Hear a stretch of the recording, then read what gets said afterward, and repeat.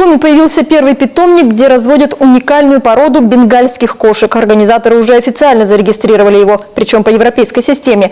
Сейчас же они готовятся к презентации породы. Выставку запланировали на март. Виктория Палкина оценила перспективы бенгалов в северном регионе. Сыктывкарка Оксана Климушева теперь большой друг питомника. У нее уже есть 2 бенгальские кошки. Со старшей Синди она пришла в гости к заводчику Светлане Коносовой. Годовалая Синди успела и на выставке побывать, и получить высокую оценку. Впрочем, хозяйка в успехе даже не сомневалась. Они преданные, умные и очень интеллектуальные.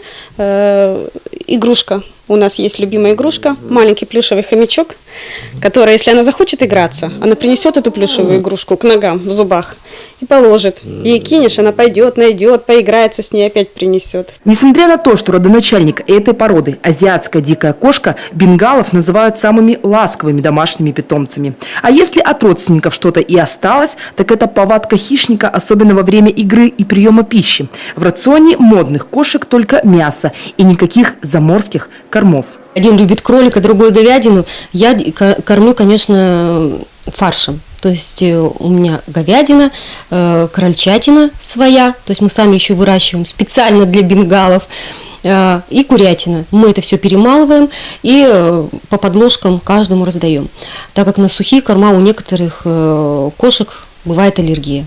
Хлопот больше с котами, признаются заводчики. И все же плюсов у них больше, чем минусов. Они практически не линяют и очень чистоплотные. А снежный самец Леонид и вовсе не представляет своей жизни без водных процедур. Леня любит очень воду. Постоянно мы на нем экспериментировали, в душ посадим, и он любит играться с ней. Ну, не каждая кошка любит воду так, как он.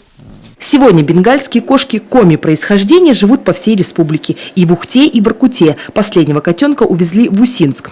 Порода эта элитная, и выложить за любимого питомца придется десятки тысяч рублей. Кстати, это, пожалуй, единственный случай, когда любовь можно купить. Виктория Палкина, Константин Стратиенко, телеканал Юрган, Сыктывкар.